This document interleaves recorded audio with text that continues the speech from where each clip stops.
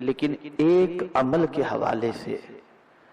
جسے آج سے آپ کو کنٹینیوز کرنا ہے، میں اس کے حوالے سے کچھ باتیں عرض کر دوں۔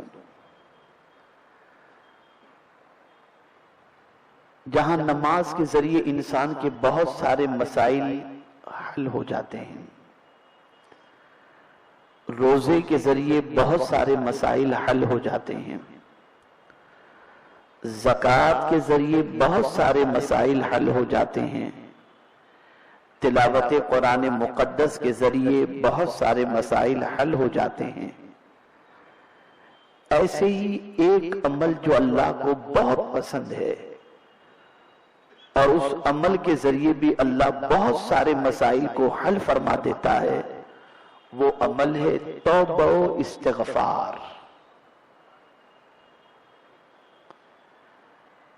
اور میرے پیارے آقا صلی اللہ تعالی علیہ وسلم کے پیارے دیوانوں، جو لوگ اللہ رب العزت جل جلالہ کی بارگاہ میں توبہ و استغفار نہیں کرتے، ان کے حوالے سے صوفیاء کرام ارشاد فرماتے ہیں کہ توبہ وہی نہیں کرے گا جس کے دل کے اندر تکبر موجود ہو، اور جس کے دل میں تکبر نہیں ہوگا وہ اپنے رب سے معافی مانگے گا، گناہوں سے توبہ کرے گا، استغفار کرے گا۔ جہاں بہت سارے اعمال کے ذریعے امت کی کامیابی کو پروردگار جل جلالہ نے ان اعمال پر موقوف رکھا ہے کہ ان اعمال کی بنیاد پر اللہ تمہیں کامیابی سے ہمکنار فرمائے گا، وہیں پر قرآن مقدس میں رب قدیر جل جلالہ نے ارشاد فرمایا وَتُوبُوا إِلَى اللَّهِ جَمِيعًا أَيُّهَا الْمُؤْمِنُونَ لَعَلَّكُمْ تُفْلِحُونَ۔ تم سب مل کر اے ایمان والو اللہ سے توبہ کرو، اللہ کی بارگاہ میں توبہ کرو۔ اے میرے کریم، کیا اس توبہ کی وجہ سے ہمیں کوئی فائدہ بھی نصیب ہوگا؟ تو قرآن کہتا ہے تاکہ تمہیں کامیابی سے ہمکنار کر دیا جائے۔ توبہ کامیابی کا بہت بڑا ذریعہ ہے۔ توبہ کے ذریعے بندہ وہ اللہ کے انعام کو پا لیتا ہے جو بہت سارے اعمال کی وجہ سے حاصل نہیں ہو سکتے، اور یہی وجہ ہے کہ حضرت آدم علیہ نبینا علیہ الصلاۃ والتسلیم سے لے کر آقا کریم رؤوف الرحیم علیہ التحیۃ والتسلیم تک، اور میرے آقا صلی اللہ تعالی علیہ وسلم کے بعد سے صحابہ، تابعین، تبع تابعین اور اولیاء کاملین کی حیات طیبہ اٹھا کر دیکھو تو خدا کی قسم ان کی زندگی کے اندر توبہ کثرت سے آپ کو ملے گی، کثرت سے توبہ ملے گی۔ بڑا فرق ہے اس امت کے اندر اور اللہ کے نیک بندوں کے اندر، بڑا فرق ہے۔ ہم گناہ کر کے توبہ نہیں کرتے اور وہ نیکی کر کے توبہ کرتے تھے۔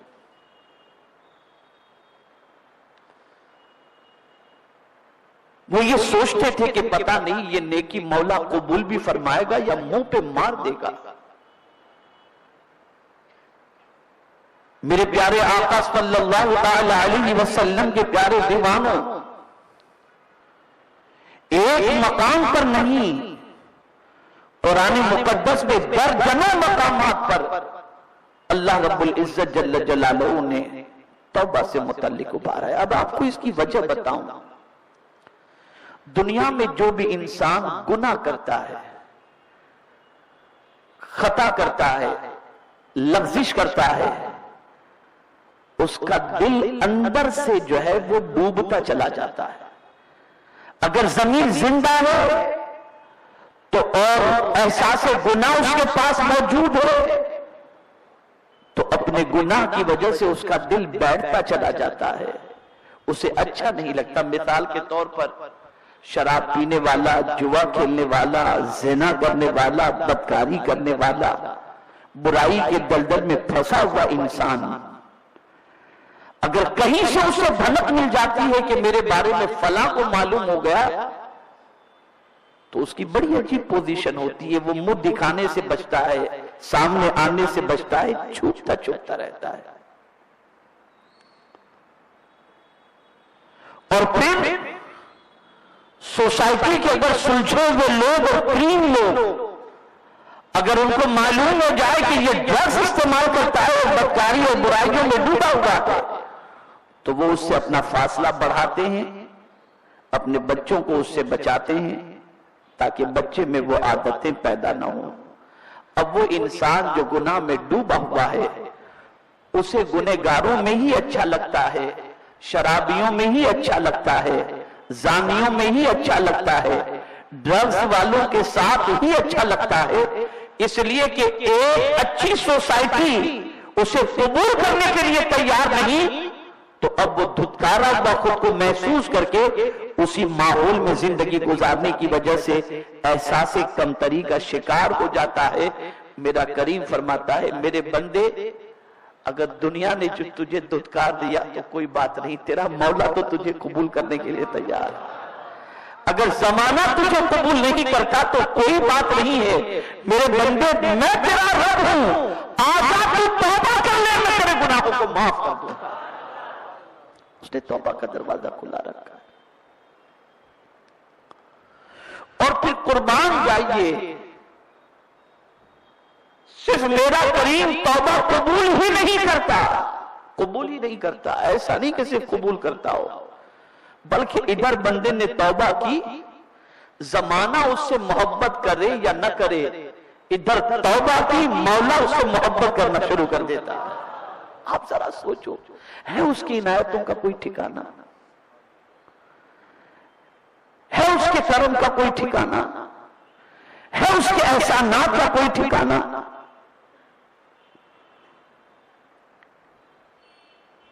وہ کریم اپنے بندے کی توبہ سے اتنا خوش ہوتا ہے، اتنا خوش ہوتا ہے۔ فرمایا گیا، جس طرح ایک انسان اونٹ پر اپنا سامان لاد کر سفر کے لیے نکلا، سفر کے لیے نکلا، بہت غور سے سنیے اور ایمان تازہ کیجئے، سفر کے لیے نکلا، جنگل و بیابان سے سفر طے کرتے ہوئے گزر رہا تھا کہ تھکان سی محسوس ہوئی، اور اسی تھکان کے اندر اس نے سوچا ایک درخت نظر آیا، تو سوچا میں درخت کے نیچے تھوڑی دیر آرام کر لوں۔ اس بندے نے اپنے اونٹ کو بٹھا دیا، باندھ دیا، اور وہ درخت کے نیچے سو گیا، بالکل جنگل، کوئی وہاں پر نہیں۔ جیسی اس کی آنکھ کھلی، اس کا اونٹ غائب۔ آنکھ کھلی تو اونٹ نہیں ہے۔ اب آپ مجھے بتائیے کہ اس اونٹ کو نہ پا کر اس کی حالت کیا ہوئی ہوگی؟ اب وہ نکلا اونٹ کی تلاش کے اندر، یہ حدیث مبارکہ میں، اونٹ کی تلاش میں نکلا، تلاش کر کر کے تھک گیا، اور تھک کر کے پھر ایک درخت کے نیچے تھوڑی دیر سستانے کے لیے لیٹا، آنکھ لگی، اور آنکھ جیسے ہی کھلی تو کیا دیکھتا ہے؟ اس کا اونٹ اس کے سامنے کھڑا ہے۔ سچ بتانا، اس بندے کو کتنی خوشی ہوگی، کتنی خوشی ہوگی،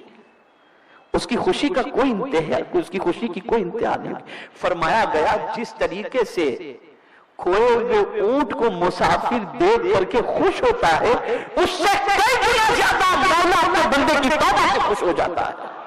کہ وہ بندہ جو مجھ سے بھاگ گیا تھا،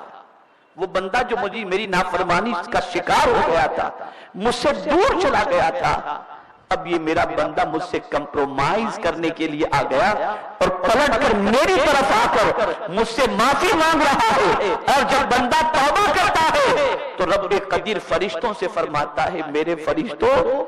یہ بندہ جانتا ہے کہ میں معاف کرنے والا ہوں، تبھی تو مجھ سے توبہ کر رہا ہے، گناہوں کو معاف کر دیا۔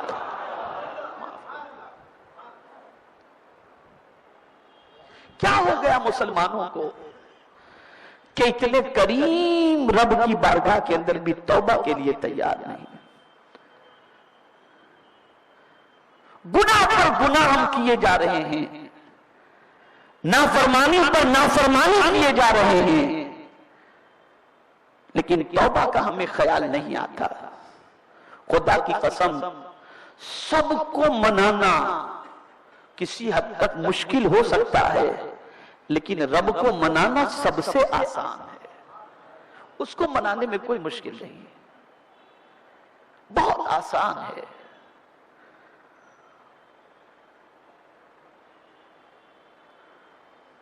آپ مجھے بتائیے ایک بچہ جو ماں کا مجرم ہے، ماں کا نافرمان ہے، ماں کو اذیت دینے والا ہے،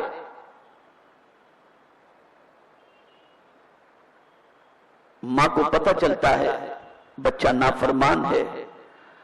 اذیتیں پہنچاتا ہے، ماں ناراض ہو گئی، بچے کا ضمیر بیدار ہوا کہ میری ماں مجھ سے ناراض ہے، مناؤں کیسے؟ خدا کی قسم بچہ کچھ نہ کرے، ماں کے پاس ہاتھ باندھ کر کے روتا ہوا کھڑا ہو جائے یا ماں کی گود میں سر رکھ کر کے رونا شروع کر دے، ماں فوراً سینے سے لگا لے کہ میرے بیٹے جب میں نے تیری ساری غلطیوں کو معاف کر دیا۔ فرمایا گیا چند آنسو کے قطرے آنکھ سے نکلتے ہیں تو ماں معاف کر دیتی ہے، پروردگار بھی اپنے بندے کے گناہوں کو معاف فرما دیتا ہے۔ وہ ماں سے زیادہ مہربان ہے، وہ ماں سے زیادہ مہربان ہے۔ آج جتنی بھی مصیبتیں ہمارے سر پر منڈلا رہی ہیں، چاہے روزی کی تنگی ہو، چاہے بیماریوں کا دروازے پر دستک دینا ہو، چاہے زمانے کے ظلم و ستم کے ہم شکار ہوں، یہ جو کچھ ہو رہا ہے قرآن کہتا ہے ما اصابک من مصیبت فبما کسبت ایدیکم، جو مصیبتیں تمہیں پہنچتی ہیں وہ تمہارے ہاتھوں کی کمائی ہے،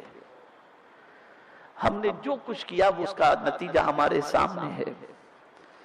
اس کی وجہ سے پریشانیاں ہمارے سامنے ہیں۔ تو اب کیا کرو؟ تو میرا مولا چھوڑنا نہیں چاہتا کہ میں اپنے بندوں کو چھوڑ دوں، تباہ کر دوں، برباد کر دوں، نہیں، وہ چاہتا ہے آ جاؤ، پلٹ آؤ میری طرف، اور فرمایا تم اگر ایک بالشت میری طرف بڑھو گے نا تو میری رحمت ایک ہاتھ بڑھے گی تمہاری طرف، اگر تم میری طرف چل کر کے آؤ گے تو میری رحمت دوڑ کر کے تمہارا استقبال کرے گی، ذرا آؤ تو صحیح میری طرف، آؤ تو صحیح۔ اور پھر جب بندہ اس کی طرف بڑھتا ہے تو پھر اس کی رحمتوں کا کیا کہنا، کیا کہنا اس کی رحمتوں کا، ایسی پناہ نصیب ہوتی ہے اور ایسی معافی نصیب ہوتی ہے جس کی کوئی انتہا نہیں۔